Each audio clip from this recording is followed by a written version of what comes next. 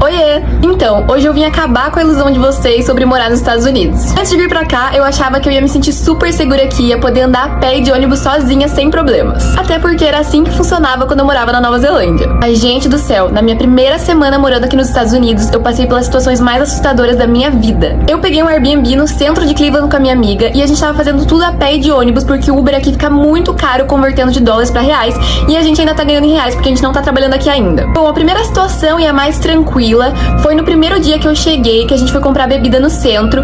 E aí, quando a gente tava carregando as bebidas pra casa, vários homens ficaram mexendo com a gente, falando: "Hey, how you doing? Me passa seu número, posso levar essas bebidas pra casa de vocês?"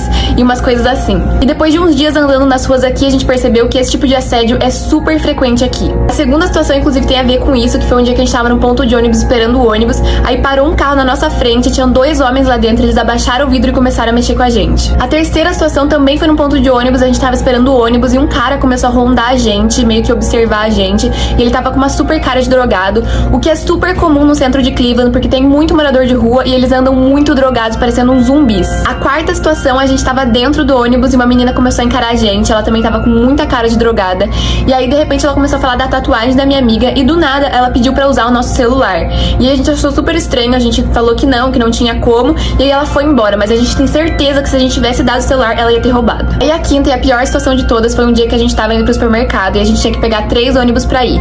Aí logo no primeiro ônibus eu já notei que tinha um cara muito drogado encarando a gente, e quando a gente desceu do ônibus ele ficou meio que rondando, mas aí a gente despistou ele. Aí quando a gente entrou no segundo ônibus eu percebi que esse mesmo cara tinha sentado na nossa diagonal, meio que atrás da gente. Nisso eu já fiquei super esperta e no primeiro ponto que o motorista parou, esse cara levantou e ficou atrás da gente em pé. Aí eu comecei a ficar muito assustada e eu avisei minha amiga que ele tava ali, e como ela não tinha visto, ela foi dar uma olhadinha pra checar se era ele mesmo. Só que aí o cara percebeu que a gente viu que ele tava ali, que a gente tava com medo, e ele começou a aterrorizar a gente. Ele cochichou bem assim: "Vocês viram que eu tô aqui, né?" Daí a gente só ignorou e ficou olhando pra frente. Aí ele esperou um tempo em silêncio e de repente nos deu um susto. Ele fez assim: "Hã?" Como eu já tava super assustada, nessa hora eu dei um pulinho, tipo assim. Aí ele cochichou de volta: "Assustador, né?"